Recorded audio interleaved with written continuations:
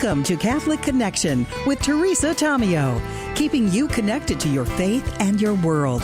Teresa tackles the issues of faith and culture, the pro-life message, and media awareness. And now, here's Teresa Tomeo. And it's a Tuesday morning. It's September 9th, 2025. Great to be with you on the one, the only EWTN Global Catholic Radio Network on this, the feast day of St. Peter Claver. Born in Spain back in 1580, in 1610 he landed at Cartagena, modern-day Colombia, the principal slave market of the New World, where 1,000 slaves were landed every month. After his ordination in 1616, he dedicated himself by special vow to the service of the slaves at work that was to last for 33 years. He labored unceasingly for the salvation of the African slaves and the abolition of the slave trade in general, and the love he lavished on them was something that transcended the natural order. St. Peter Claver, pray for us. And it is a Tuesday morning. Good to be with you, September 9th. We have a great lineup for you. We are going to be chatting with Steve Ray, of course, author, speaker, pilgrimage leader, and convert to the faith. He's going to be talking to us about the 7 known sorrows of Mary. And the Feast of Our Lady of Sorrows, by the way, is coming up on September 15th. And I know that so well because that is the date of my father's passing. And I didn't know this until I sat down to pray the rosary for my father the day he died after we got home from planning the funeral. But if someone dies on the Feast of Our Lady of Sorrows, they are promised a peaceful death. And my father literally went to sit in his little chair after breakfast and just fell asleep, bless his heart. So this is a beautiful feast and also a beautiful mystery, the 7 Sorrows of Mary. And Steve has broken it down for us beautifully. I just hope we have time to go through all the sorrows because he does such a terrific job of explaining them to us. And then I look forward to chatting with Greg and Julie Alexander from the Alexander House, our monthly marriage discussion, Mornings on Marriage. Have you noticed all the talk about marriage recently with the engagement of Taylor Swift, which was practically broke the internet? I think it was 2 weeks ago when she announced her engagement. What does that mean for marriage? Apparently, there has been a spike in interest in marriage, and a lot of folks in the Catholic circles are talking about this. We will get the perspective of our marriage coaches, Greg and Julie, when they join us at about 40 minutes past the hour. We'll talk about the second hour of the program on EWTN's Radio Extra a little bit later, but on Tuesdays, just keep this in mind, we always have Kelly Salomon from Newman Guide News, the Cardinal Newman Society, giving us great news on education. What are we looking at weather-wise? Well, the National Weather Service is telling us we have severe thunderstorms in the central and southern plains, flooding potential in the Pacific Northwest, as well as Kansas and Florida. So here's the full forecast for you. Severe thunderstorms are possible in portions of the central and southern plains. As we mentioned, there is a potential for flooding across the state of Kansas.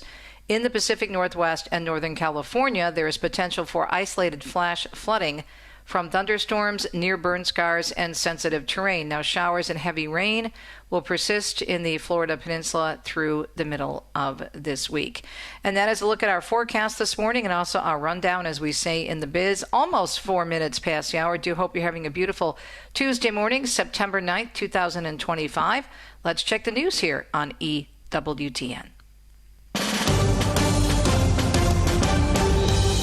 President Trump saying America was founded on faith, and when it's strong, good things happen for the country. Speaking on religious liberty, that was yesterday at the Museum of the Bible in Washington, D.C.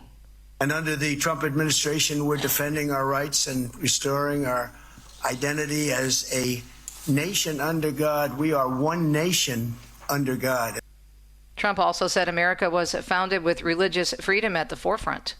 But as everyone in this room understands, it is tyrants who are denying our rights and the rights that come from God. And it's this Declaration of Independence that proclaims we're endowed by our Creator with the right to life, liberty, and the pursuit of happiness. He announced the Department of Education will be issuing guidelines aimed at protecting the right to prayer in schools, his appearance coinciding with a public meeting held by the Department of Justice's Religious Liberty Commission to gather information and testimony on issues related to religious freedom in America. The 8-year-old boy killed in the mass shooting at a Minneapolis Catholic church last month is being remembered for his energy and his kindness. Fletcher Merkel's aunt, Erin Shermock, was among those who spoke at his funeral over the weekend. His gift to us, to all of us, was the chance to know him Hundreds and of love people him. Hundreds of people that attending was the Fletcher's service. Greatest gift. at Mount Lutheran Church, including Minnesota Governor Tim Walz and Minneapolis Police Chief Brian O'Hara. A funeral for the other child killed in the shooting, 10-year-old Harper Moisky, is set for next weekend. And Vatican experts saying yesterday the 2 children killed in that shooting at Minneapolis Catholic Church could one day be included on a list they're compiling of new martyrs and witnesses of the faith. Harper Moisky, 10, and Fletcher Merkel, 8, were killed, as you heard, while attending a pro-kill school mass at Annunciation Catholic Church on August 27th, prompting some to ask whether they could be considered martyrs killed in the hatred of the faith. President of the Vatican Commission of New Martyrs, Witnesses of the Faith, said if the diocese or other local ecclesial entities presents these figures to us as witnesses of the faith, we will examine them and see if we can include them in the list. The commission, created by the Pope back in 2023, Pope Francis said, is under the Dicastery for the Causes of the Saints, is compiling an archive of the lives of Christian martyrs, both Catholic and non-Catholic, who have been killed in the new millennium. Meanwhile, the Pope Leo XIV, is set to preside at a prayer service to remember the many Christians of our time who have been killed on account of their faith in Christ. The Holy Father will be joined by representatives of other Christian churches and ecclesial communities for, as we mentioned, ecumenical commemoration of martyrs and witnesses of the faith of the 21st century.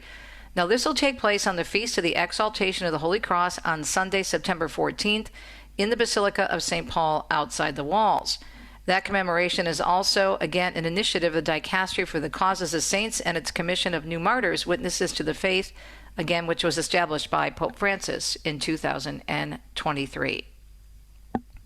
Mark Mayfield tells us the Supreme Court is blocking a federal judge's ruling that restricted the way ICE agents conduct immigration operations in Los Angeles.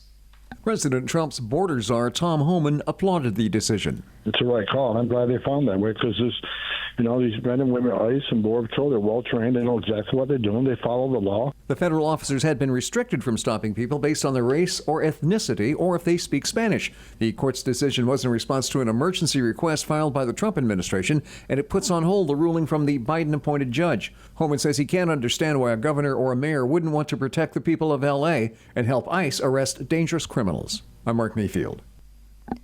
The president of the union that represents Border Patrol agents is praising the Supreme Court's ruling on enforcement tactics used in Los Angeles. Paul Perez says ethnicity and language are simply factors among several that are used in immigration enforcement. We use a number of factors to determine where we're going to go and who we're going to go after. And many of these people, they run as soon as our agents and officers get there. So that as well is an articulable fact that can be used. The Supreme Court's ruling allowing the continuation of roving patrols and immigration enforcement operations. The ruling is preliminary. The case is ongoing. And the Department of Homeland Security, meanwhile, launching an immigration crackdown this week in Chicago and across the state of Illinois. The DHS announcing yesterday on social media the launch of Operation Midway Blitz in honor of Katie Abraham, whose father spoke about the man accused of killing her in a drunk driving crash. So to me, these are not the productive folks we want to bring in the country. You want to build a country on migrants, probably not the guy you want to stand behind to build a country. Police say Abraham died in January when an undocumented drunk driver slammed an SUV into the vehicle she and her friends were riding. Officials say the ICE operation will target the criminal illegal aliens who flocked to Chicago and Illinois because they knew the governor there, Governor Pritzker, and his sanctuary policies would protect them and allow them to roam freely on American streets. President Trump is also speaking out about last month's deadly stabbing of a Ukrainian refugee on a Charlotte light train last month. He commented on the attack yesterday. There are evil people. We're all people of religion, but there are evil people, and we have to confront that. I just give my love and hope to the family of the young woman who was stabbed. New video release shows the moment before the 23-year-old was stabbed to death by a man sitting behind her. Trump called the man a lunatic and said, "We have to be able to handle this. If we don't have a country." The man was arrested and charged with first-degree murder. Health Secretary Robert F. Kennedy Jr. reportedly plans to announce that taking Tylenol during pregnancy may be linked to autism. Reporter Maria Parra says that's according to the Wall Street Journal. We did hear from an HHS spokesperson who says, quote, "Until we release the final report, any claims about its contents are nothing more than speculation," but they add they will be using, quote, "gold standard science." The company that makes Tylenol says it has continuously evaluated the science and believes there's no causal link between the pain relievers used during pregnancy and autism. The journal reports that they will be releasing more information by HHS later this month and will also mention a possible link between low folate levels and autism. And Ross Cullen tells us the Prime Minister of France is now expected to step down after losing a big confidence vote. Francois Bayrou will formally tender his resignation to President Emmanuel Macron on Tuesday. And the president has a few options. He can appoint a new prime minister, call a snap general election, or he can himself resign, although he has ruled that out. The challenge for President Macron is, can he find a prime minister who can find a majority in parliament to pass a budget before the end of the year? Ross Cullen, Paris. It appears New York City Mayor Eric Adams does not want to talk about the mayor's race after insisting on Friday he won't be dropping out of it. Yesterday, he dodged reporters' questions on the matter at an unrelated event. Next question. Mr. Mayor. There's been reports that President Trump wants him and Republican Curtis Lewa to drop out of the race to give Andrew Cuomo a better chance at beating the Democratic nominee and the frontrunner Zohran Mamdani. Polls show Adams is a distant fourth place in the race, and there are reports that Trump is considering offering him a job within his administration. And Daniel Martindale tells us a tsunami is not expected. This after a magnitude 5.8 earthquake struck off the coast of California and Oregon. The earthquake hit just after 9 o'clock Monday night. It was centered about 165 miles northwest of Eureka, California. There was a magnitude 4.4 aftershock in the same area 7 minutes later. No tsunami warnings, advisories, watches, or threats are in effect. I'm Daniel Martindale. And finally, in our news segment on a Tuesday morning, it is 11 minutes past the hour, September 9th, 2025. Tammy Trujillo tells us self-described tax experts of social media are apparently costing taxpayers millions in penalties.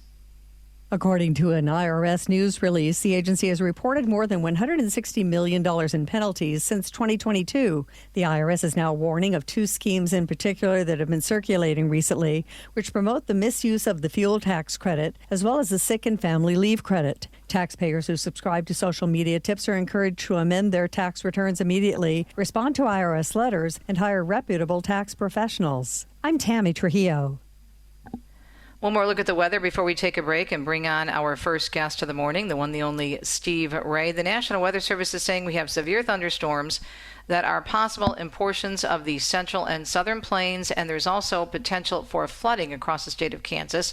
In the Pacific Northwest and also in Northern California, there's potential for isolated flash flooding from thunderstorms near burn scars and sensitive terrain. Showers and heavy rain will persist in the Florida Peninsula, and that will be through tomorrow, the middle of the week. It is a Tuesday. It's 13 minutes past the hour. We're so glad you joined us on EWTN's Catholic Connection. September 9th, the Feast of the Great St. Peter Claver. Coming up after the break, we are going to talk all about the Blessed Mother. In particular, Steve Ray is going to walk us through the 7 sorrows of Mary. And guess what? They're in the Bible. Yep.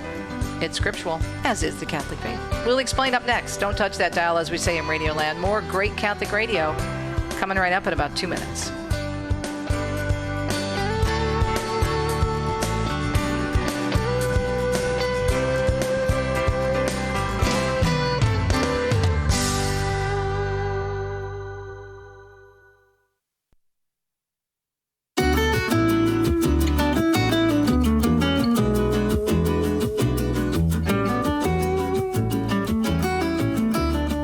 Welcome back, Catholic Connection. It's a Tuesday morning. Thanks for tuning in to EWTN's program, CC with TT on EWTN. Always great to have Steve Ray with us. And this morning, we're talking about the 7 sorrows of Mary.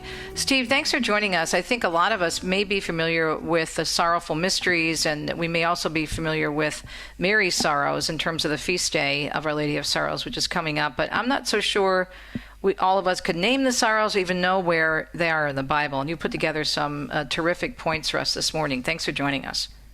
Well, thank you, Teresa. Always happy to join you.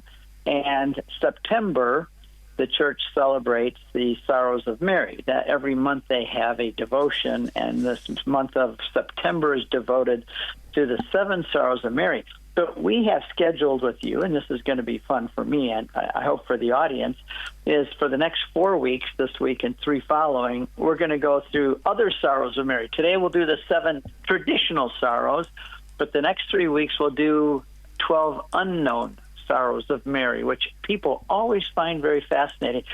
I came up with them by just reading the scripture and studying Mary and kind of walking through the land of Israel and thinking about her and her life. And so I came up with 12 unknown sorrows of Mary that we'll go over through the rest of this month, because September is the month of the sorrow of Mary. Mm-hmm. All right, so let's start with the history of this devotion and the feast day itself. Well, it was first known as Our Lady of Compassion. Compassion means to suffer with. So it was where we would think about her and what she suffered, and we would suffer with her, in a sense, through our meditations. And it was originally right before Good Friday, because obviously that's where the worst of her sufferings came about during the week of the Passion. But it grew, and this always people have thought about this, but, as the church grows, it develops more into popularity and so on. So the 12th century, 14th, 15th centuries, it became very widespread. Pope Pius XII in 1815 made it a approved devotion. So it's saying that the church encourages you now. We've always known these 7 sorrows. We've always had compassion with Mary, suffered with her on these. But now it's a official devotion that the church is going to specify. So it was set on the calendar by Pope Pius X, and now it is a permanent date. So it was first approved by Pope Pius the Seventh around 1815, right? Right, that's the first one, Pope Pius the Seventh. I think I said 12th, but it was the 7th. You're correct. And that was when it was first devotion was approved, but then put in the calendar in September by Pope Pius X.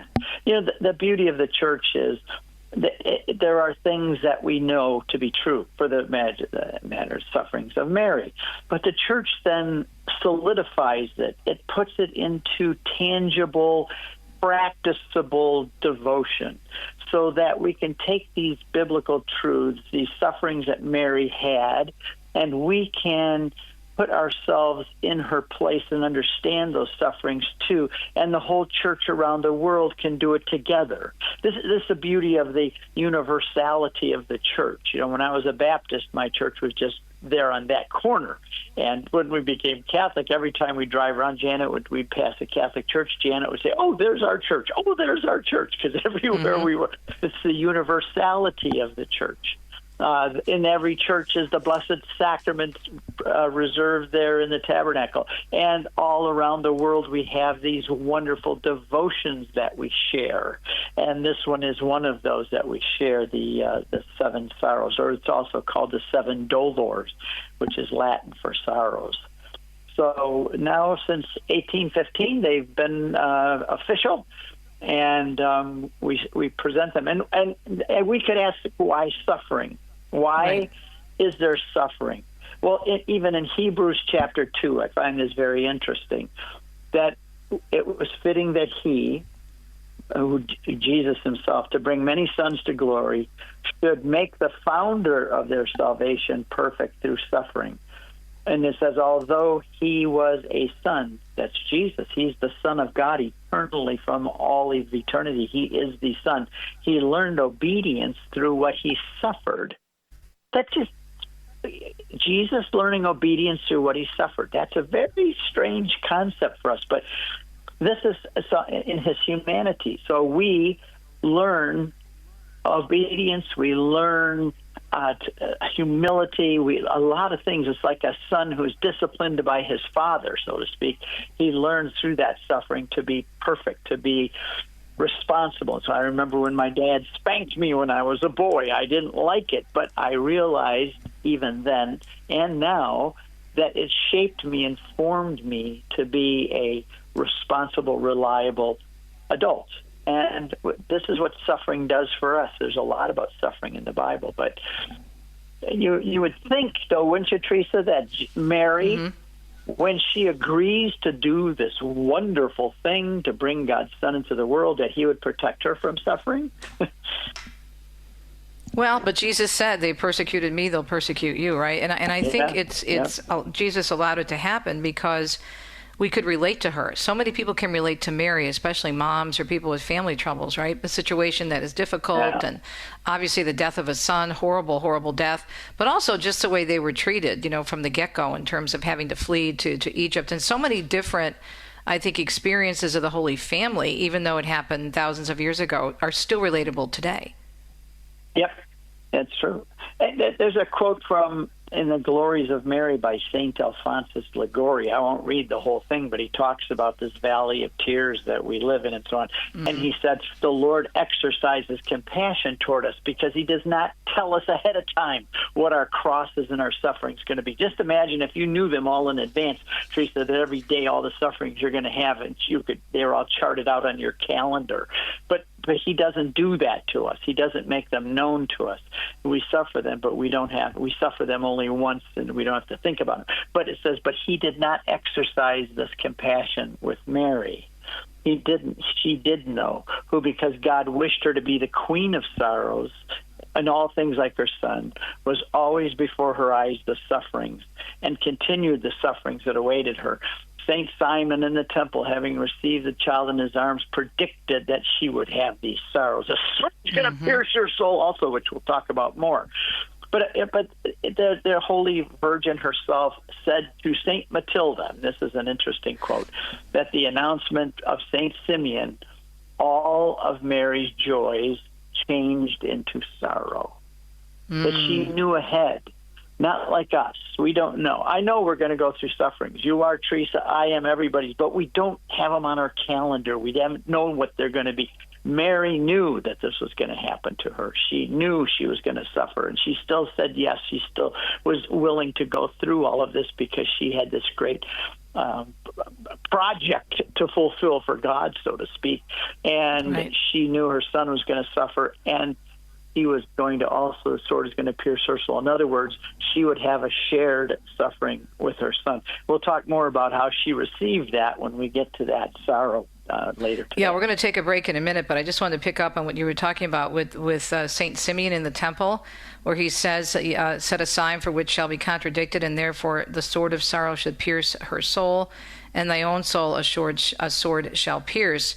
And the rest of that verse says, the sword shall pierce your heart so that the thoughts of many will be revealed. And I find that to be such a powerful verse, that Mary's suffering happened so she could obviously be an intercessor for us in our own suffering and our own prayer. That's how I take that verse. I think it's very Marian, and I think it's a great apologetic verse in terms of the intercession of the Blessed Mother. I haven't been able to find too much about it, but a couple of times I would go back to that verse over and over again, thinking, to me, that speaks of Mary's intercession and St. Simeon in the temple, recognizing that.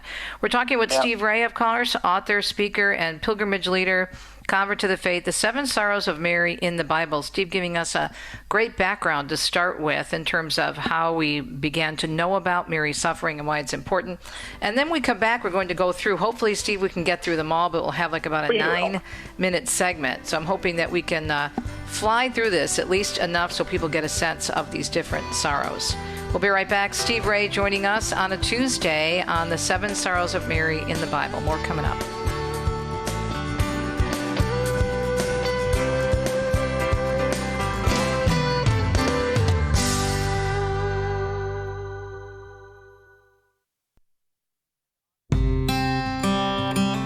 Having a powerful and beautiful conversation with our dear friend, author, speaker, well-known EWTN regular, convert to the faith, pilgrimage leader Steve Ray. The Sorrows of Mary, the Feast of Our Lady of Sorrows, coming up on the 15th of September. Steve, before we move on, I do want to mention that you have a pilgrimage going to Israel. And the reason I want to mention it is because if you want to see a very beautiful image of Our Lady of Sorrows, and you need to go to, of course, Holy Sepulchre Church. And oh my goodness, that statue that you see of Mary enclosed in glass before you get to the spot of Golgotha right there, that's pretty incredible, right, Steve? Yeah, it's a haunting image of her. I think it's my favorite of the Sorrows of Mary. And yes, we're going to go December 28th go to my website. But December 28th, we're leaving over Christmas break, and there's going to be no crowds, Teresa. We'll be the first ones back. No crowds, no lines. So when we go up to Calvary and the tomb, we'll have it to ourselves. We can actually stay in there and pray. Other times you get 20 seconds and you get the bums rush out. But this way, it's going to be very delightful. So Israel, December 28th. Okay, this is December 28th, and I just want to give people your website, CatholicConvert.com or Footprints of God also, but everything is on your homepage at CatholicConvert.com. All right, let's talk. We only have about 9 minutes. I want to make sure we get through these sorrows. What's the first sorrow of Mary, Steve? Okay, the first sorrow of Mary is a prophecy of Simeon, but the way you have to set it up is 40 days after a birth of a boy. First of all, there's already been the circumcision, so that's the first time he shed his blood for us. On the 8th day of his birth, Mary saw him shed his blood for us the first time in a circumcision. But now, 40th day, she has to take him to the temple to present him to God. And can imagine she's a 15-year-old girl, and she's got this pudgy little baby in her arm cooing to her, and she's so proud of him, and she goes in, and all of a sudden this grizzly old prophet with his white beard wagging comes up to her, and he says, "This is the child that's been set for the rise and fall of many in Israel, and a sword will pierce your soul also." Why also? Because it means a sword's going to pierce your son's soul and yours also. So this is a dual suffering. He's going to be pierced with a sword, and so are you. Can you imagine your 15-year-old girl going into this? I'm bringing the Son of God into the world. I'm bringing him to the temple. Oh, she's so proud. And this old, pierce your soul. That just kind of took all the joy out of it, the whole experience. And she doesn't know what that means. Mary doesn't know everything. She's not God. The angel doesn't appear to her every morning and give her updates about what's going to happen today. She has to live by faith, walk through the darkness in faith, just like we do. That's why she's a model for our faith. She doesn't know what that means. She won't know for another 30-some years, 33 years, when that sword actually does pierce up at Calvary. And there's that picture at the top of Calvary that you mentioned with Mary with haunting eyes, and the sword is going right into her chest. Yeah, very it's incredible. Image. So, all right, let's move on to number 2 quickly, because I want to get through these. The flight into Egypt. Yeah. A flight into Egypt. 15-year-old girl, Joseph, her husband, now they have to flee in the middle of the night. Their child is in danger. This isn't just they're going on a vacation to Egypt. They're in danger. The angel says, quickly, get up and flee. Herod's going to kill the baby. Well, this is a great sorrow. She's leaving her home, her family. She's leaving the people she knows, and she's going. How far is it she had to walk? They had to walk. They didn't take a bus, and they couldn't fly. They had to walk through the Sinai Desert, 250 miles. 250 miles. You can travel roughly 20 miles a day if you're really in good shape and so on. So divide 250 up, even on a good day of travel, 20 miles a day, looking for water, looking for food, all these kind of things. That was a long trip and no accommodations. Maybe riding a donkey, maybe not. Maybe walking. Either one's rough. So that's the second sorrow of Mary. And anyone that's thinking about it, walking across the Sinai Desert, yeah, you're going to be pretty sorrowful about it too. Yeah. This is really, really powerful. I think it forces us really to think about Mary and everything she went through, and makes her, I think, more of a mama for us, and also a great intercessor. Yep. Okay. Yeah. Number 3 and number 4, we have the loss of the child Jesus in the temple, and then Mary meeting Jesus on the way to Calvary. Yeah, this one, the loss of the child in the temple is just bizarre to me. Why? How could they leave their son behind and not know they left him behind? When we go on a trip, we always go through our checklist, and we say, okay, we got our pants, our shoes, our kid, and then we have our kids. Okay, check, kid, we got the kid. But so they leave, and they find out a day into the journey that Jesus isn't there with them, and they have to go back and look for him. And Mary still doesn't understand this either. She says, why have you treated us so? It says his mother said, son, why have you treated us so? Your father and I have been searching for you in great distress. And it says that they did not understand the saying that he spoke to them about being in his father's house. So this was a great, just think about losing your grandkid. I have 21 grandkids now, or you have nieces, and to think about losing them in a shopping mall. You Oh, that drives me crazy. When I'm with my grandnieces, I hang on to them for dear life, Yes, of course. And just the man, and it was dangerous traveling back then. Remember the man who was beat up on his way to Jericho? That I was running one time through Israel, and I ran right face to face with a hyena one time. I mean, it's not without danger over there, even back in those days. And so here's Mary and Joseph. They can't find their son, and that's a great sorrow. They say, well, how could he have not come with us? By the way, they traveled in big caravans, families together. So men were in one part of the group and the women in another part. And when they came together, they said, where's Jesus? I don't know. You lost him? Oh, no, we've lost the Son of God. I thought he was with you. And they had to go back and find him. So the fifth sorrow of Mary is Jesus dies on the...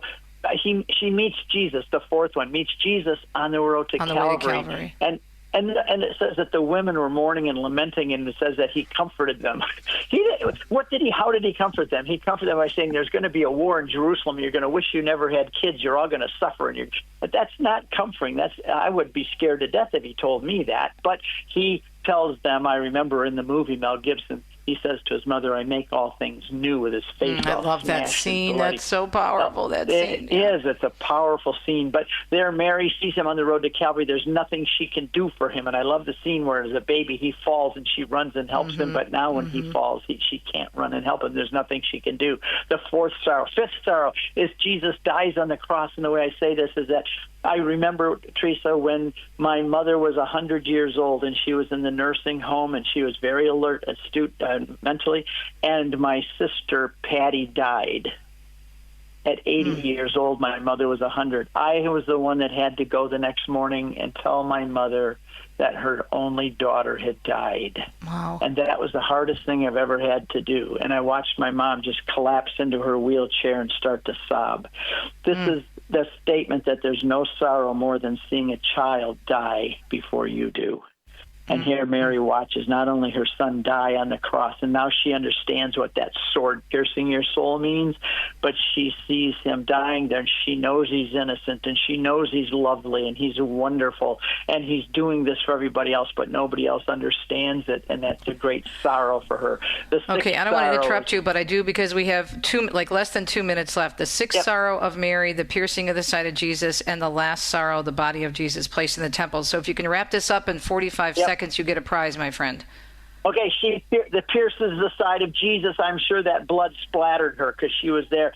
She took him down with Joseph of Arimathea, takes her limp, cold son down off the cross, and then they put him in a tomb. And whether she knew he was going to raise from the dead or not, I'm sure she probably did, but we're not told that she does.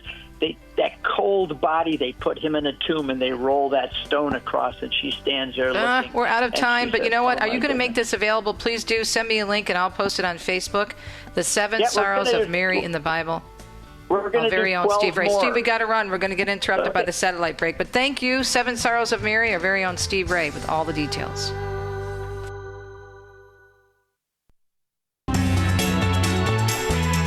Taylor Swift announcing her engagement back in late August, and as many of you already know, it quickly sparked a lot of commentary, not only in secular circles, but in Catholic and other Christian circles as well, who saw it as a hopeful cultural moment, in particular for marriage. Our own Catholic news agency framing it as a positive signal for society. And one of the more memorable reactions came from sociologist Brad Wilcox, who teaches on marriage and writes on marriage, who said, "Expect a spike in marriage. Taylor and Travis put a ring on it." So there's been a lot of commentary to weigh in on this and what we can do with this in terms of helping people understand the importance of marriage, the sacramental nature of it, how beautiful it is, and why we need to encourage marriages is, of course, our marriage experts, Greg and Julie Alexander of the Alexander House, and our Mornings on Marriage. Okay, so Greg, let me go to you first. Why do you think her engagement struck such a chord in both the secular and Catholic circles out there? Good morning. Thanks for joining us. Hey, it's great to be here, Teresa. You know, of course, many people know that for years now, Taylor Swift has always been singing about relationships and heartbreaks and things of that nature. But now we see her embracing engagement. And it's kind of a reminder for her fans that it's okay to have that big dream about one day getting married. And this is important because, you know, the marriage rate has fallen. In fact, in 2010, it was the first time that the marriage households in the United States fell below 50%. And just last year, 2024, 47% of the households in the United States were made up of married couples. So again, clearly the marriage rate is dropping. And when you have a cultural, I hate to use the word icon, maybe someone who is really important, step up to the plate and make such a statement about marriage, again, it's going to create conversation. People are going to be talking about it. Her young Swifties are going to be thinking about, once again, getting married. And I think it's a good thing in that regard. Julie, do you see this as more than just celebrity news? What do you think? Oh, I hope it is, Teresa. I hope it is. I always go with the quote that, it's amazing how we will listen to teachers and doctors and lawyers and friends and family. And yet when it comes to God, we question everything that he does. God's plan for marriage has always been, and yet we do not talk about it enough. It gave me chills and understanding and knowing that, okay, is this what it takes for us to get to the point where now we can speak about marriage openly and in an awesome way? And we don't always want to look to celebrities to see what it looks like to do good stuff, because we never know, what is their background, what do they do, what do they believe in. But at least we can talk now about marriage and the importance of it, because so often so many people, even people we know, their kids are saying, I'm not getting married, or if I do get married, I'm not having children. There's just this cultural influence that has come over us in our culture, and it's seeped into the church, which is sad. So hopefully we can use this time to bring out good things, to talk about the importance of marriage and that it is a good thing. Talking with Greg and Julie Alexander from the Alexander House on Mornings on Marriage this month about the possible impact in a positive way on marriage after the announcement of the engagement of Taylor Swift. Now, she practically broke the internet, and I think and on her website, and I guess it was just record numbers of people that were, sending messages and tweeting and retweeting and posting and reposting and sharing and all that stuff. My concern, Greg, and I'll go to you next, and we discussed this when we were talking earlier this week in preparation for the program, is that people will look at marriage as something cool and hip, but do they understand the commitment? I mean, it's fine if it brings an interest in it and people are looking into it, but I hope that we can build on this opportunity. What do you think? Yeah, I think it's, again, an excellent opportunity for everything you just mentioned. She broke the internet, so people are paying attention. People are watching. And if we don't think that people like this don't have an impact, Look at in the past fashion, politics. Everywhere you turn, there's always some celebrity voice out there that's influencing the way that we think. But I think it's a great opportunity, again, as the church to take this so that we can once again meet people where they're at, and begin having the conversation as Julie talked about. Can you imagine, a priest getting up in his homily saying something like, hey, everybody's talking about Taylor Swift's engagement. Let's talk about what engagement should really consist of. Let's talk about marriage. Let's talk about the permanence and lifelong aspect of the marriage relationship. So, again, it gives us an opportunity to have conversation once again as we're not talking about it. And, of course, people not desiring it. I'm sure you and like Julie growing up, always dreaming about that one day getting married in that white dress and, white picket fence and 2.5 kids and all those different things. Well, that's come by the wayside. So maybe once again, we can see little girls dreaming about one day getting married. I'm really hoping, Julie, that she has a church wedding. I haven't heard anything about any plans yet, but wouldn't that be interesting? Yes, it would be very interesting, and I like you, Teresa. It's like the encouragement of allowing people to see, because you can say that it's you're on kind of pins and needles from our perspective. Great that they got engaged, but now what?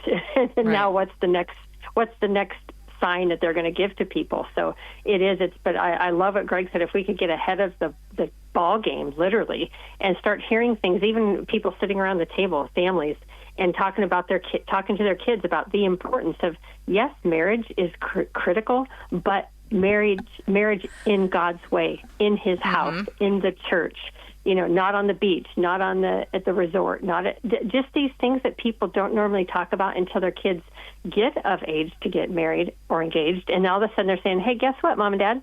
We're getting married at the beach. We're not getting married in the church. You want to come? And we see so many decisions in families because people do not have these discussions, Teresa. Well, and they don't even know that you can't. There's many people in the church that don't know, why can't I get married on the beach? Why can't I do this? Why can't I do that? So this is an opportunity, and Greg, going back to what you said, to really explain what the church teaches, right?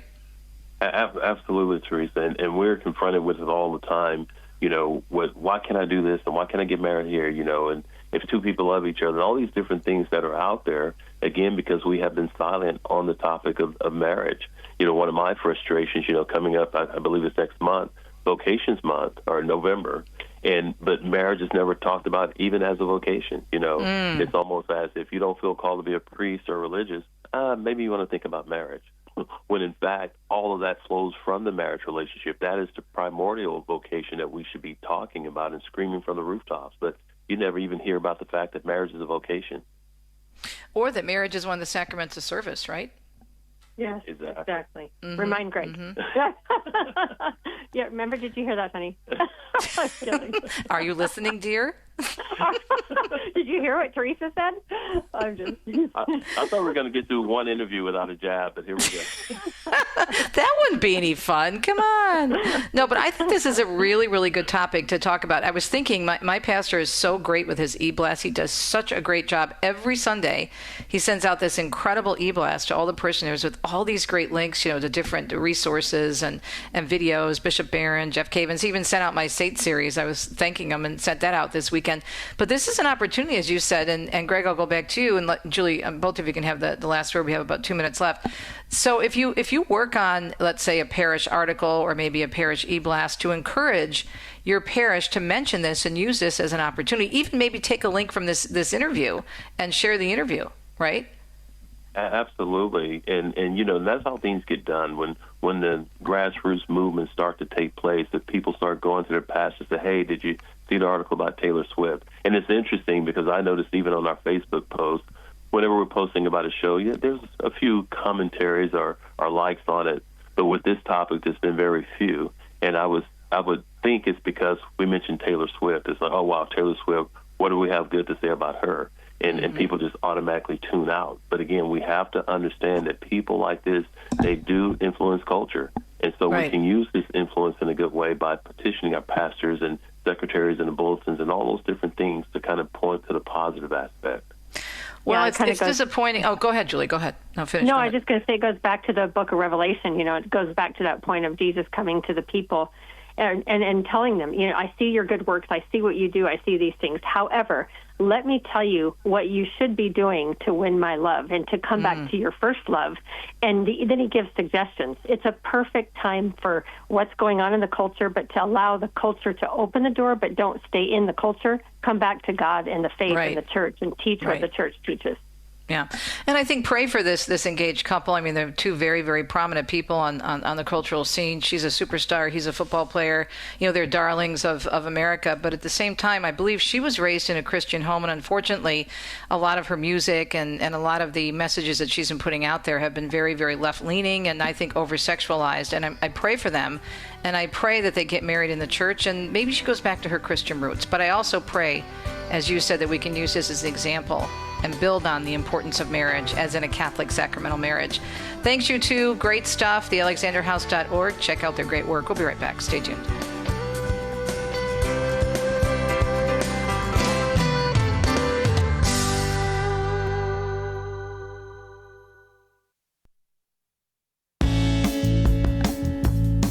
Speaking of people not getting married in the church, I can remember many moons ago, Deacon Dom and I, God willing, in just about a week, will be married 42 years. And I can remember trying to get our wedding on the calendar. It was still actually busy back then.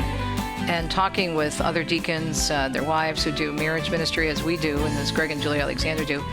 In the churches, you talk to pastors as well, and people are not scheduling weddings. As Julie and Greg said, they're just not getting married, especially in the church anymore. So we'll see what happens. I think we also need to pray for this couple and really pray that this is a positive thing and that somehow when they do get married, that it's done well and respectfully and hopefully, God willing, I really do hope in a church because I know she has a Christian background. I'm not sure what church her family was in, but I believe she grew up as a Christian. So we shall see, and we will continue to pray for both of them and all engaged couples and pray for more people to consider, especially to be married in the one holy Catholic and apostolic faith.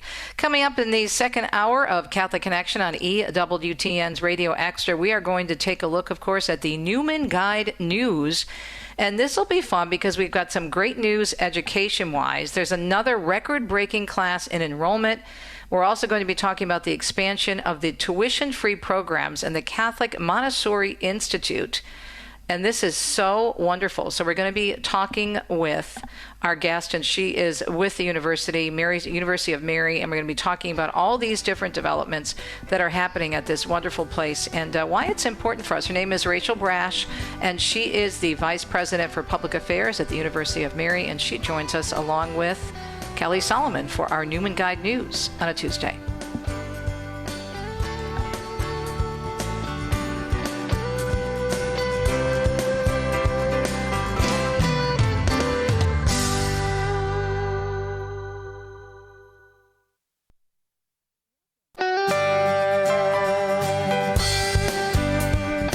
Welcome to Catholic Connection with Teresa Tomeo, keeping you connected to your faith and your world. Teresa tackles the issues of faith and culture, the pro-life message, and media awareness. And now, here's Teresa Tomeo. Do hope your Tuesday is going well. It's September 9th, 2025, the second hour of Catholic Connection here on EWTN's Radio Extra. Thanks for tuning in. We are going to be talking education this morning with, of course, Kelly Salomon in our Newman Guide News from the Cardinal Newman Society. And today, specifically, we're talking about another record-breaking class in enrollment and expansion of the tuition-free programs in the Catholic Montessori Institute at the University of Mary. This is very exciting. How come they're so successful? Well, we'll get to the nitty-gritty of this, and hopefully there'll be lots of examples for us to pass around to other schools. And our guest will be Rachel Brasch, and she's a VP for Public Affairs at the University of Mary. And it's really cool that they're also seeing huge numbers at the Montessori level. And I want to talk to her a little bit about the background of Montessori. Now, the person who founded it actually is from the region of the Marche in Italy, near Ancona. And this very interesting background in terms of an educator and what she saw and why she wanted to change things a little bit and come up with this Montessori program. So we'll talk about that as well. And I understand they're even doing a pilgrimage following the footsteps of the foundress of the Montessori movement to Italy. So that'll be awesome too. And so that is coming up this morning in your second hour of Catholic Connection on September 9th, the feast of St. Peter Claver. Pray for us. Also in 2 cents, did you know, and this is big news, breaking news, we should have a drum roll, that the feast days now for our two new saints, St. Carlo of Cudis and Giorgio Frassati, Pier Giorgio Frassati, have been picked by the church. October 12th, I think I misspoke earlier and said on the first hour and said the 15th, that would be the feast day of, it's my saint, St. Teresa of Avila. Anyway, October 12th, and St. Pier Giorgio Frassati will be on July 4th. Of course, the two men were canonized Sunday by Pope Leo XIV in St. Peter's Square. So we will talk about the feast days, and also we're working on getting you a clip from my Saints in Italy series where I take you directly to the Church of St. Mary Major in Assisi, revisiting the life of this amazing young man who is now a saint in the church and whose feast day we will celebrate on October 12th, which is actually pretty close to the feast day of St. Francis of Assisi. And even though St. Francis will have passed away 800 years ago next year, and of course Carlo passing away in 2006, there's so many similarities between the two. And that is why Carlo wanted to be buried in Assisi, especially Francis's love for the Eucharist, his love for the Blessed Mother, and of course Francis and his work with the poor, because that was always on the heart of Carlo Acutis and also Pier Giorgio Frassati. So again, the feast days have been chosen: St. Carlo Acutis, October 12th, and St. Pier Giorgio Frassati on July 4th. Let's take a look at the weather and see what's happening in terms of the forecast for today and the middle of the week. Looks like we're getting a lot of rain across the country. We have severe thunderstorms possible in portions of the central and southern plains, and there's a potential for flooding across Kansas. In the Pacific Northwest and Northern California, there is potential for isolated flash flooding from thunderstorms near burn scars and sensitive terrain, and then showers and heavy rain will also persist down in the Florida Peninsula, and that will be through the middle of the week. Do hope you're having a blessed day so far. We appreciate your listenership here on EWTN, both on our regular network programming and here on EWTN's Radio Extra. A busy news day, so let's get started on September 9th, the Feast of St. Peter Claver, with the news here on EWTN's Radio Extra.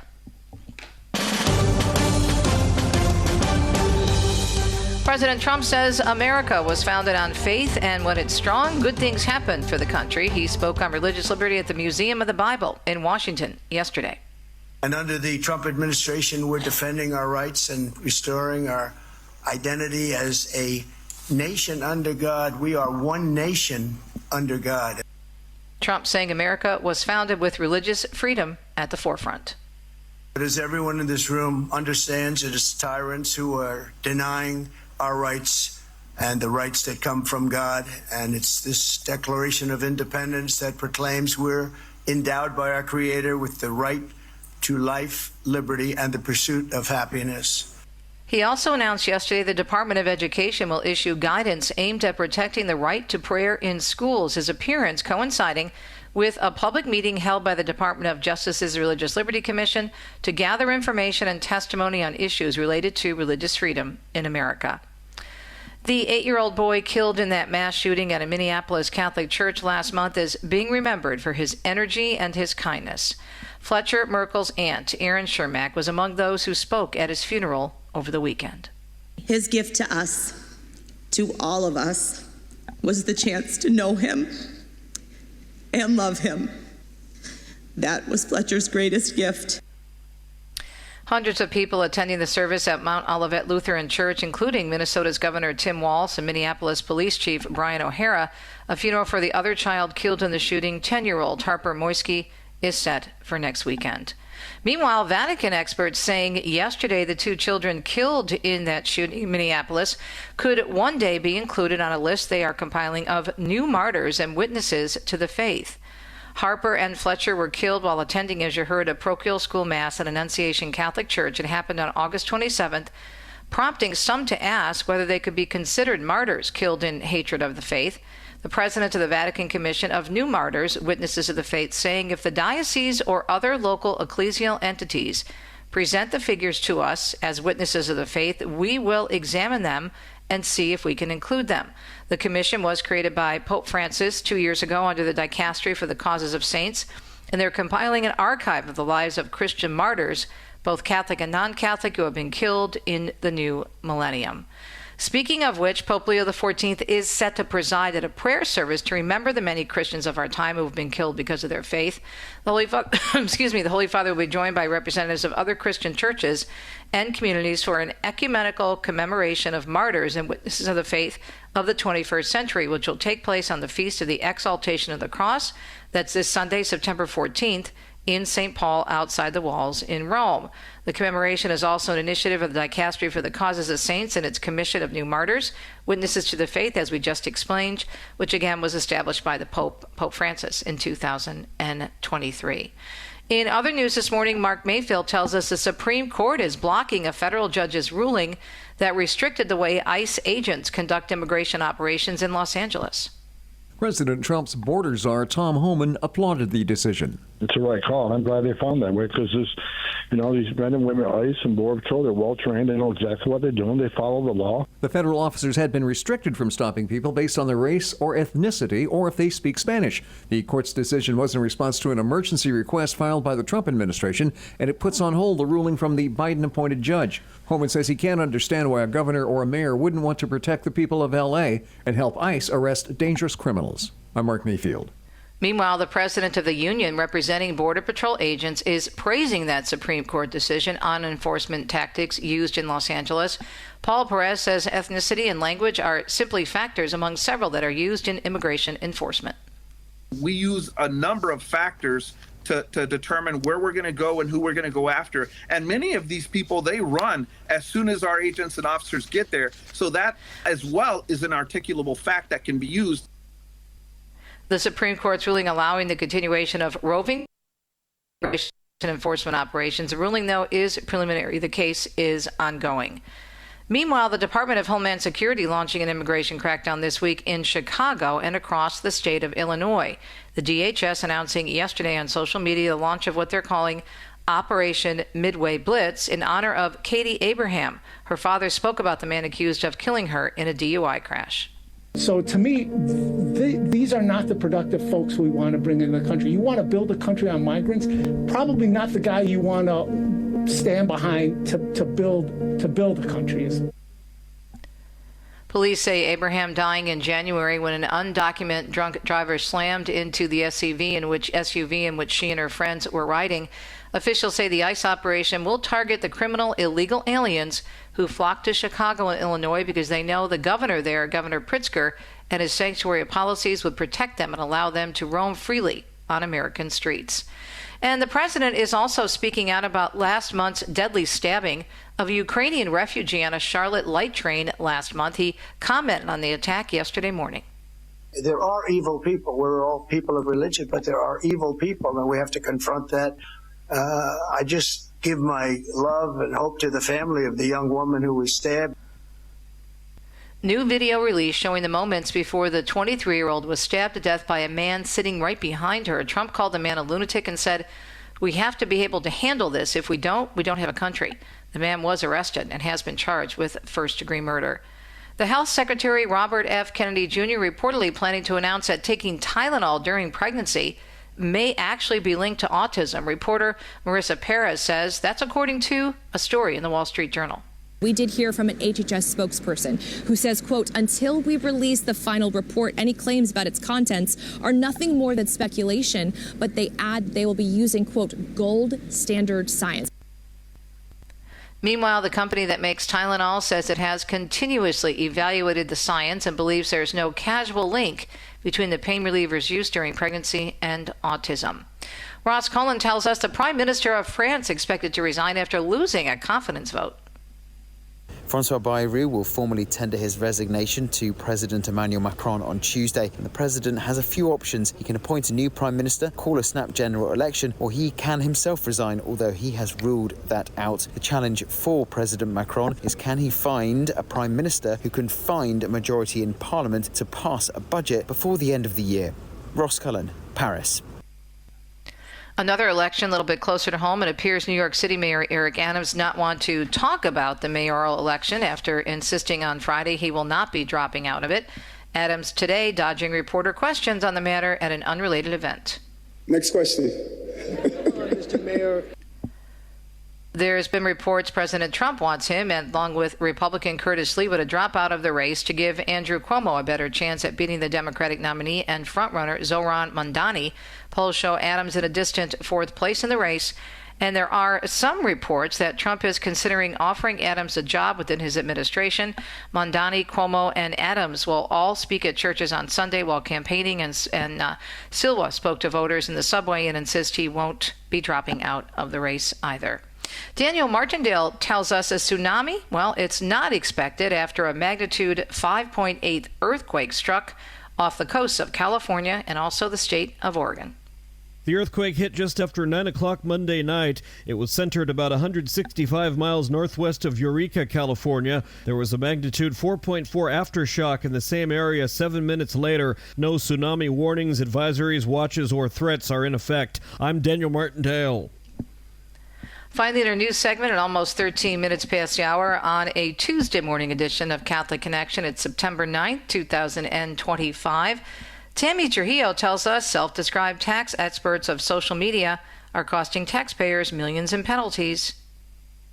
According to an IRS news release, the agency has reported more than $160 million in penalties since 2022. The IRS is now warning of two schemes in particular that have been circulating recently, which promote the misuse of the fuel tax credit, as well as the sick and family leave credit. Taxpayers who subscribe to social media tips are encouraged to amend their tax returns immediately, respond to IRS letters, and hire reputable tax professionals. I'm Tammy Trujillo. Again, it's a Tuesday, September 9th. Hope your day is going beautifully. It's a feast day of St. Peter Claver. Pray for us. Coming up, we're going to talk about the new feast days for the new saints, also a little bit more about those new saints. And then we're going to have a great discussion about education, as we do every Tuesday morning, with our Newman Guide News with Kelly Salomon and her guest, Rachel Brasch. The topic, another record-breaking class in enrollment, expansion of the tuition-free programs at University of Mary and the Catholic Montessori Institute, how that is growing. What's their secret over there? What are they doing? We'll find out.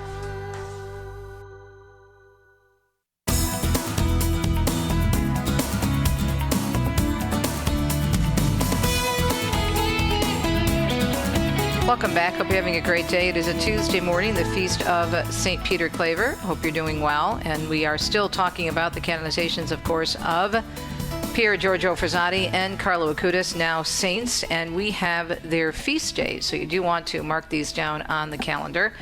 And I'm going to read the story from the Catholic News Agency. It's very brief, and then I'll comment on what's going on in terms of things in Italy here regarding these amazing saints. So you can find this story at CatholicNewsAgency.com. Vatican establishes feast days of St. Carlo Acutis and St. Pier Giorgio Frassati.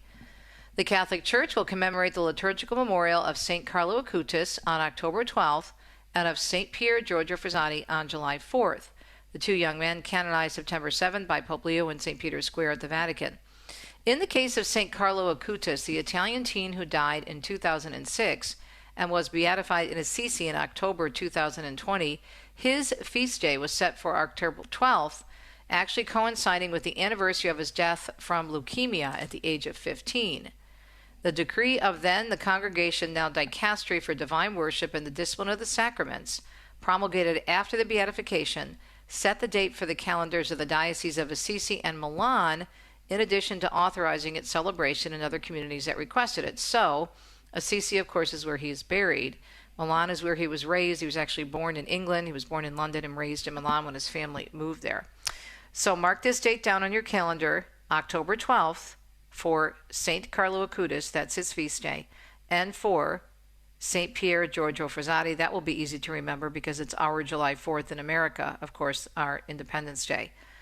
Pier Giorgio Frassati, a young man from Torino who passed away in 1925, beatified by Pope John Paul II in 1990, will be commemorated every year on July 4th, also coinciding with the day of his death. His memorial mass is celebrated especially in Italy and in youth communities that consider him a patron and a spiritual role model. Both saints commemorated on the date they passed into eternal life have become role models of the faith and commitment for young people. Acutis is known for his witness of faith in the digital world and his love for the Eucharist. And Frassati was described by St. John Paul as a man of the Beatitudes. Their intense spiritual life and commitment to charitable works continues to inspire new generations of Catholics. Okay, so October 12th for St. Carlo and July 4th for St. Pier Giorgio. These are the feast days that were set aside for these two new and great young saints who were just canonized over the weekend in St. Peter's Square.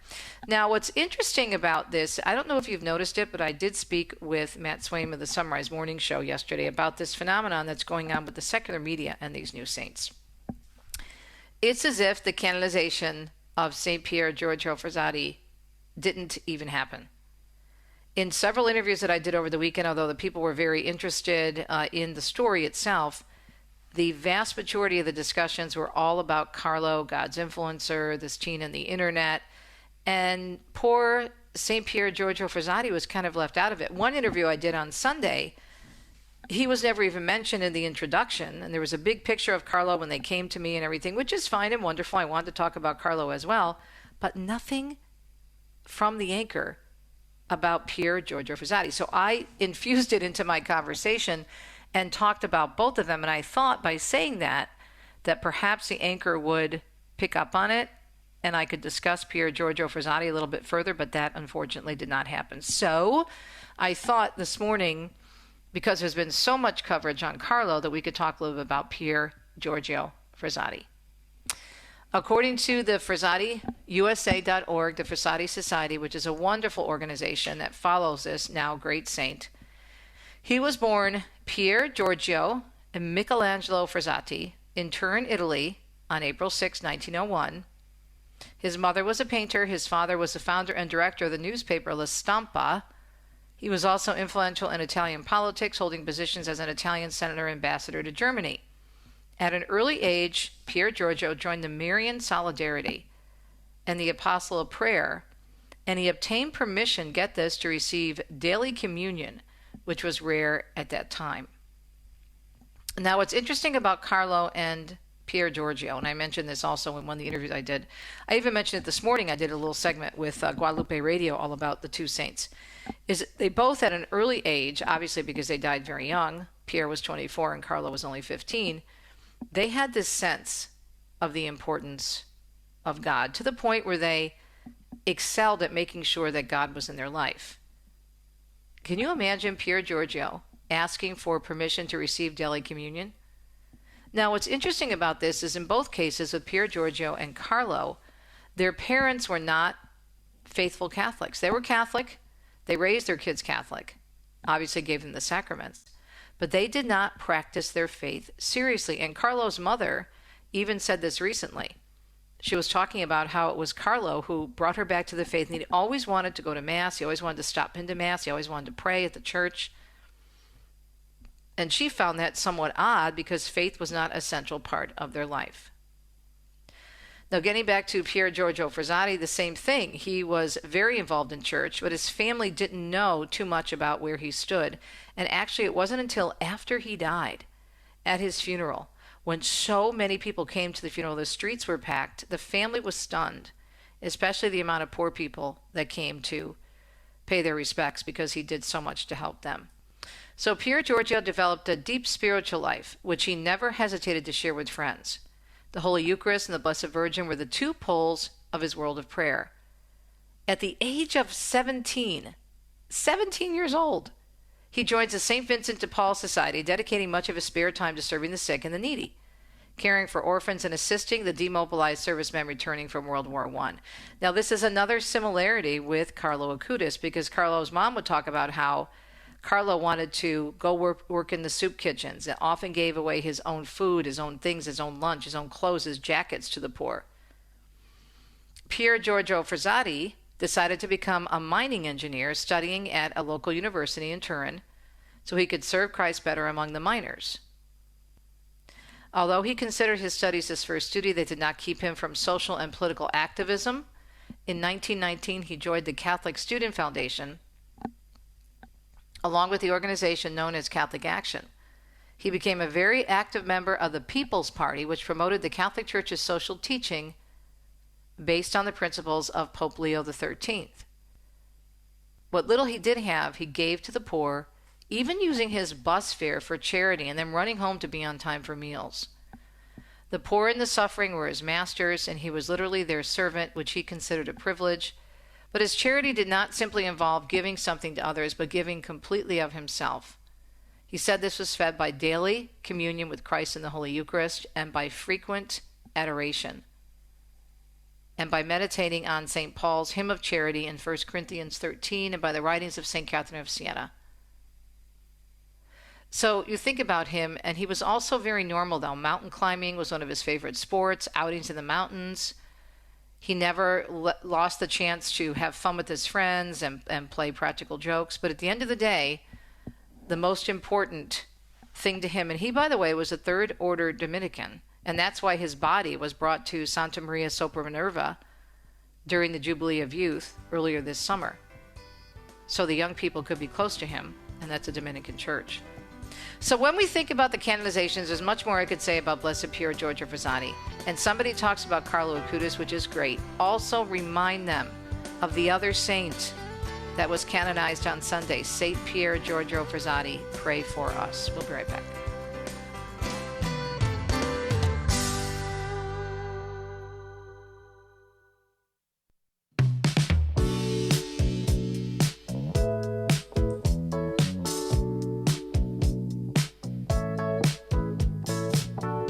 Hope you're having a great day. You are listening to Catholic Connection, the second hour of the program, and always great to catch up with Kelly Salomon, Newman Guide News from the Cardinal Newman Society. And Kelly always gives us great angles and stories. And Kelly, I'm going to let you introduce our special guest this morning, Rachel, because you're the one who brought her to our attention and the wonderful work she's doing at the University of Mary. So please introduce our guest.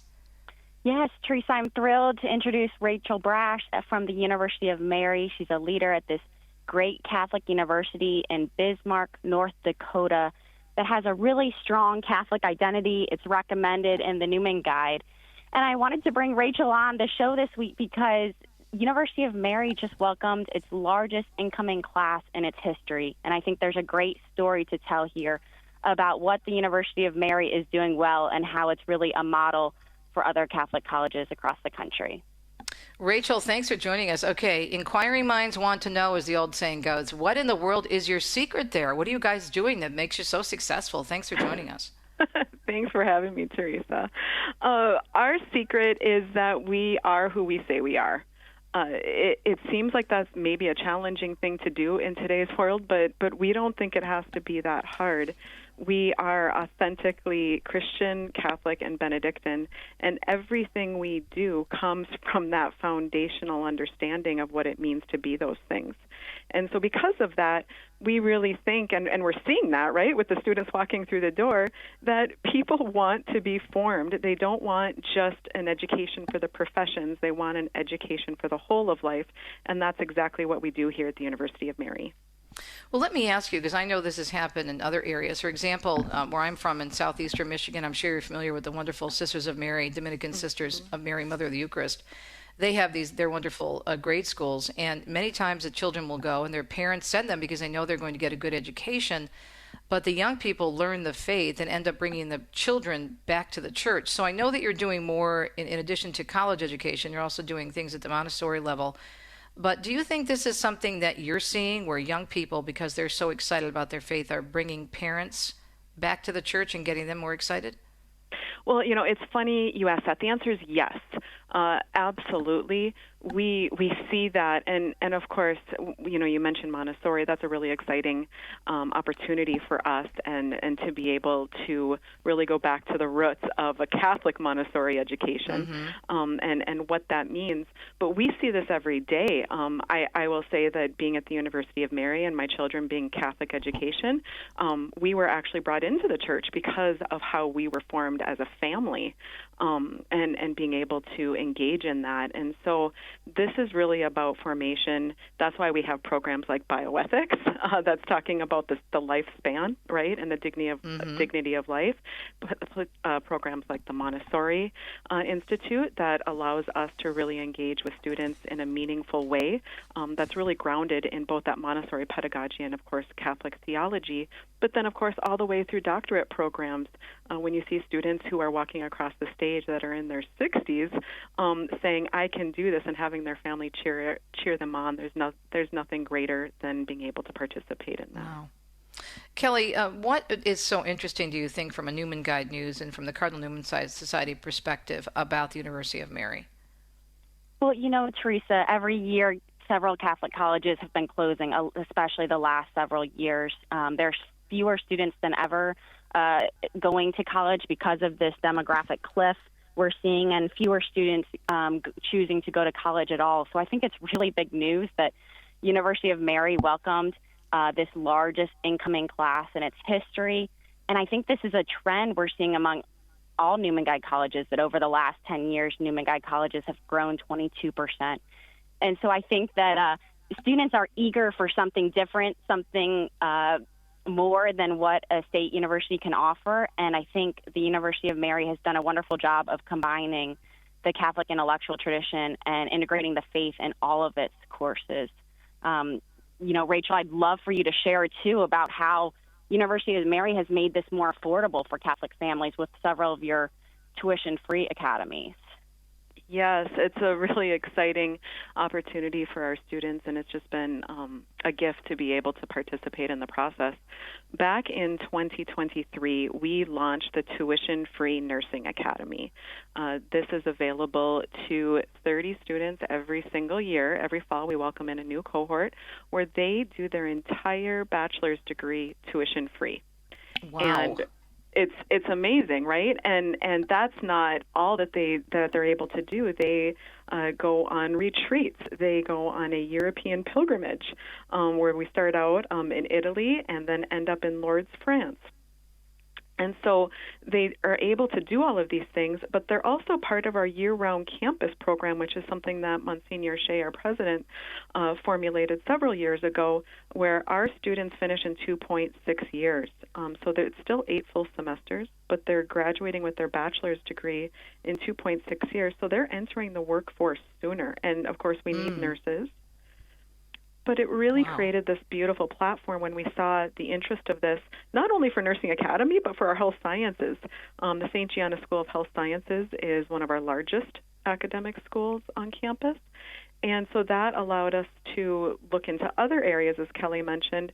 Now we launched academies in elementary ed and accounting, and we have tuition-free scholarships in both engineering and the humanities for a total of 56 tuition-free scholarships that we're offering to incoming students every single year.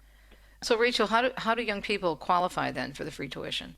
It's an application process, and all they need to do is just contact us. They need to apply to the university, and then we will give them that application right away, as long as they are interested in that major. And we're looking at two major components. One, of course, we want to see what their academic performance is, right? And are they a good fit for that program? But we also want to know who they are. We want to know what their dreams are, what their struggles have been, how they want to be able to thrive as they grow into adulthood.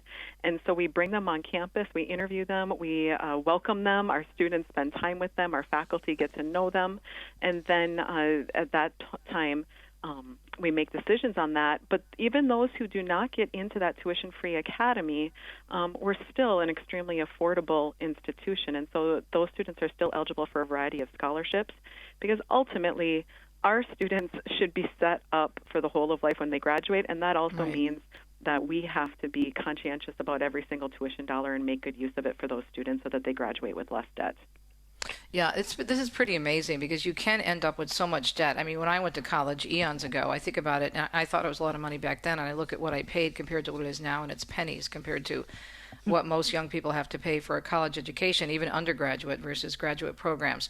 We are having a great conversation about education, as we always do, with Newman Guide News' Kelly Salomon from the Cardinal Newman Society, and our special guest that Kelly lined up for us, Rachel Brasch, who is the VP for Public Affairs at the University of Mary, talking about higher education, talking about the cost affordability in terms of how they provide so many tuition-free educations for so many young people, and also what their secret is. And when we come back after the break, I do want to get back, Rachel, something you said in the very beginning.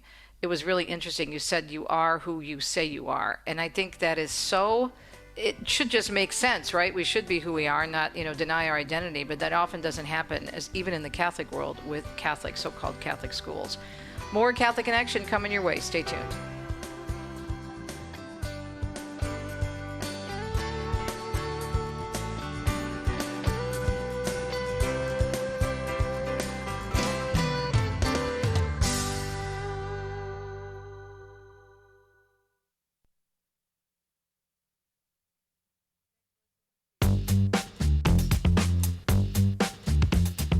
Thanks for listening to Catholic Connection from EWTN, talking about education as we do every week on Tuesdays with Kelly Salomon from the Cardinal Newman Society, Newman Guide News, and also our special guest this morning along with Kelly, Rachel Brasch, who's a Vice President for Public Affairs of the University of Mary in North Dakota. Rachel, as I said before the break, what struck me was early on in our conversation, you said you are who you say you are. You practice what you preach, and you practice the Catholic faith, and you're very open about it. It stands out, though. It shouldn't. You're a Catholic university. This should be like a no-brainer, but it really does stand out in today's world, doesn't it? It does, and Teresa, this is why I appreciate the Cardinal Newman Society so much, and Patrick Riley's vision and the good work that Kelly and everybody else do, because they're not the gold standard for Catholic education. They're the only standard. And so we are one of many institutions that are authentically Catholic, but at the University of Mary, we really, really focused on making sure that every inch of campus is carefully curated for that student experience so that they can grow. But we're also thinking about every single course. What is that progression? How do we be effective, right, with trying to educate them? How do we discuss vocations in the areas of, like, engineering, right? A baseline expectation for our nursing program, which is number one in the nation, and I believe it's number one in the nation, because we expect them to pass things like the NCLEX, right, to become a registered nurse. But that's the bare minimum. We want our nurses that graduate from the University of Mary to really understand how to care for the whole of life. And that means, meeting each person as they are and as a full person, not just by their physiological needs. And so that's, I think, just some of the things that make the University of Mary unique, and why Catholic education is also uniquely prepared to provide higher education in a way that's very, very meaningful. And in a world right now where higher education as a whole is really being questioned, right. We have to be the bright light in that.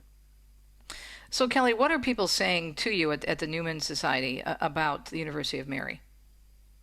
I think one of the reasons they love University of Mary is that it really combines the best of both worlds. If you can choose from more than 60 degrees, but you have that strong core curriculum in the liberal arts, and you have such a vibrant spiritual life on campus with more than 50 student clubs, daily mass, perpetual adoration, Bible studies, their Marian Grotto, et cetera, et cetera. I mean, it's just a wonderful institution led in good hands by our friend Monsignor James Shea. If your listeners haven't, heard Monsignor Shea before, I hope they get a chance to. He's just a phenomenal leader and is really a bright light, as Rachel said, in faithful Catholic education today. So, Rachel, you've been at this, the school has been open since 1959, right? Mm-hmm, that's right. Yeah, and how many students now? We are topping over 3,900 students, which is our largest enrollment that we've had in the history of the university. That's a nice size. I mean, when I went to college, and again, it was a long time ago, I went to a public university in Michigan, Central Michigan University, and I think we had about 24,000 students in the whole school, maybe a little bigger than that right now, but that was considered a decent size for a mid-American college campus. But this makes it very personal at this size, correct?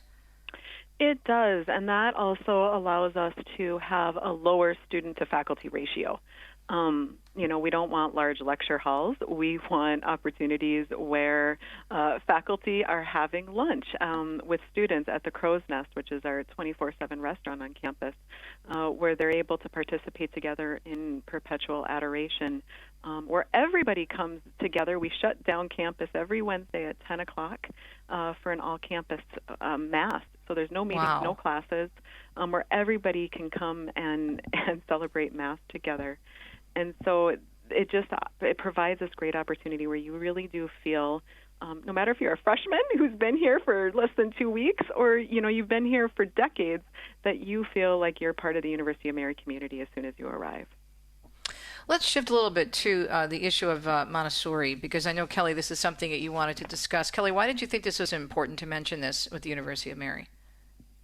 Again, just a great example of how the University of Mary takes something like Montessori education and infuses the Catholic faith into the education they're providing. And I'll let Rachel take it away of what exactly this Montessori Institute looks like. Yeah, because I wanted to ask you, Rachel, you mentioned something as we were going into the break, or maybe it was during the break when we were chatting about the difference between, or maybe it was you, Kelly, Montessori education in general and the Catholic version of that. Rachel, can you explain the difference? Absolutely. Montessori education is obviously rooted in Catholic education, but there's, I think, a lot of different variations of it. And what we have heard from educators from around the country is help us to receive an authentically Catholic education. That's what the University of Mary does. And so what better way to do that through Montessori education. And it so happened that our director of the Catholic Montessori Institute, she was sitting next to Monsignor Shea at a wedding. And she started to engage with him about what does it look like to create this new Montessori training? How can we really authentically be Catholic? The University of Mary can do this really well. And so that's how this came to be, was this ability just to speak together and to dream about what this is. And of course, we have a lot of requests. And so we're launching the Catholic Montessori Institute. We have our conference coming up here in October, when we're now taking our first registrations for the Catholic Montessori Institute trainings. I'm looking at the website. It looks really great. We'll get to that in a second so people can get more information. But what is Montessori education? What does it look like, really? Who wants to take that question? Just so people understand if they haven't heard of it. I mean, they have heard the name because they see Montessori schools around the country, but what does that really mean when you come right down to it? Absolutely. Rachel, you want to take that? Yes, of course. Thank you. Montessori education, takes what you might see in a traditional education and strips it down to the person. Many parts of it are actually student-led, and it allows this curiosity that we absolutely love. It's about seeing what is in a student's heart and what is their curiosity, their interest, fostering that. But also, they're learning how to be part of a family. They are learning that their classroom becomes a home for them, that they are engaging in all these various parts of how to share meals together, how to pray together. We talked with one of the Montessori educators, and she was talking about all the little pets that she has, right? How do you care for life? How do you care for God's kingdom? But it is really going back into this very basic understanding of what Catholic education and theology, how that comes through to provide a particular training. And so there's technical components, and there's different institutes that we've partnered with to be able to do that along with our own instructors. But then what the University of Mary brings into this is, of course, bringing them into our community, doing things like going on the pilgrimage, where we go to Amsterdam and Italy and different places like that, but then also bringing together this community of people who are really looking for an authentically Catholic Montessori experience to be able to provide to their communities. Yeah, I'm looking at your website, and again, you were talking with Rachel Brasch and Kelly Salomon on our education segment on Tuesdays. It says, rediscover the religious catalyst for Dr. Maria Montessori's educational revolution. So what do we mean by religious catalyst? Because it seems like, and what I've heard over the years, that they've gotten away, and Rachel, I'll go back to you, and then Kelly, feel free to jump in. It's gotten away from that Catholic perspective of Montessori education. Right, and of course, Montessori education started out as a Catholic experience, and now it's become more of a methodology, only a pedagogy. And when you just take it as a pedagogical experience, you're really stripping the why behind it. And that is what this is about. It's inserting that why we're doing this, because we are part of the church, right? We are bringing forward this richness and this tradition that the Catholic Church has into education. And so this is part of our mission. This fits in right with our mission, who we are. But more importantly, we want to make sure that these students come in with a thirst and an excitement. That's what children do. We want to foster that through this experience, and to be able to do that and supporting teachers from across the nation, we're just very excited about that. So Rachel and Kelly, feel free to jump in again, but who's speaking at the conference? Do you have speakers already? We do. We are actually just lining them up. We have somebody who's actually coming from Italy. We have some local educators here. Joanne Schulzenberg herself is going to be heavily involved. So very much looking forward to welcoming everybody to campus soon. Kelly, what excites you about this aspect of the University of Mary with Montessori education? I love that Newman Guide colleges are leading the way in preparing the next generation of Catholic teachers at all levels of Catholic education. That's one of the key ways we're seeing this renewal in Catholic education taking place, is that, University of Mary is helping form great teachers. They're growing out into schools across the country, and they're helping form students in those K-12 years, and then explaining to them the value of continuing that formation at a faithful Catholic college and then in a faithful Catholic graduate program. And, Teresa, I was thinking about this segment this weekend as EWTN did such great coverage of the canonizations of these two new saints, and how these saints, strove for virtue and holiness at such young ages. And that's what Catholic education is all about. That's what we're trying to encourage with the Newman Guide schools and colleges, is to provide students with a really faithful education that provides opportunities for the sacraments and community life that can help form, hopefully, this next generation of saints and many more young canonizations in the future. Yeah, that would be awesome. I mean, it's such a great weekend, such an encouraging weekend, especially for youth and education and the importance of the Catholic faith. Rachel, how do people get the word about University of Mary? How do you get the word out? Absolutely. Well, anybody can go to our website. That's umary.edu. In regards to all of our tuition-free academies, it's umary.edu/tuition-free, or you can give us a call at 701-355-8030. So has I'm sure the school year is already underway right now, huh, Rachel? It is. We just started this past week, so we are in week 2. Week 2 already. Gosh, that's amazing. Well, thank you both. And Kelly, always bringing such great topics to this segment. We really appreciate it. Kelly, any final comments on the guest today and the topic? Rachel, so glad you could join us. Keep up your great work at the University of Mary. We're so glad to see the university growing at such great numbers, attracting more and more students across the country. This is evidence that when Catholic colleges live out their mission well, it is attractive to families who want something more for their students at formation, for their career, and for their whole life. So I'm really excited about what's happening at the University of Mary and eager to keep hearing more about how this school year goes.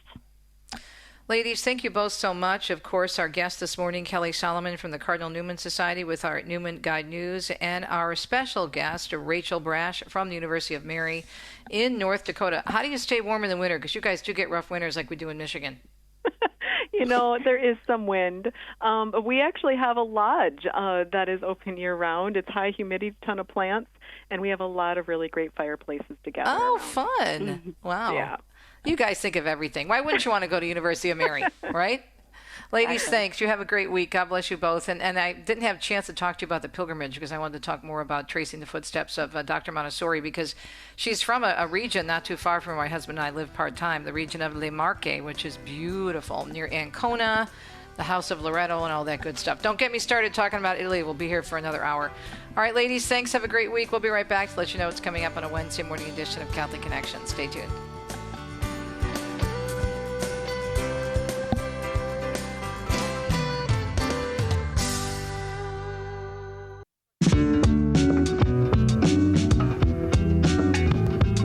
Welcome back, Catholic Connection. It's a Tuesday, September 9th, wrapping up our program, the second hour of CC with TT on EWTN's Radio Extra. Beautiful day in the neighborhood. This is a day the Lord has made. Let us rejoice and to be glad in it. Hope it's a good one for you so far. So excited about the new feast days and something else to look forward to. And being that we live so close to Assisi, it'll be really great to see what's going to be happening on October 12th, the new feast of Carlo Acutis. And of course, we have St. Francis of Assisi on October 4th. And oh my goodness, there's so much, as I mentioned in the 2 Cents segment today, connecting those two saints, one from the 21st century, the first millennial, St. Carlo Acutis, and of course, St. Francis, who went to be with the Lord 800 years ago next October. So next year is going to be huge. It is going to be a big year. And some of the travel experts are saying the Jubilee year will pale in comparison to, not that's not great, but that'll even be bigger next year with the celebration of the life of St. Francis. So coming up tomorrow, speaking of Italy, we have Italy's Shrines and Wonders, and also Joan Lewis will be joining us on a Wednesday, which will be a lot of fun. We'll get her take on the canonization and some things coming up this weekend for Pope Francis. And we're also going to be joined by Father De Souza, who's joining us from the Vatican, and his new role where he is looking at faith and reason. And this is so cool. I love having these kinds of discussions because so many people think that reason runs out the window when you're a faithful person. Actually, it's just the opposite. We'll look at that tomorrow. Have a great Tuesday. Talk to you on a Wednesday. Ciao, ciao.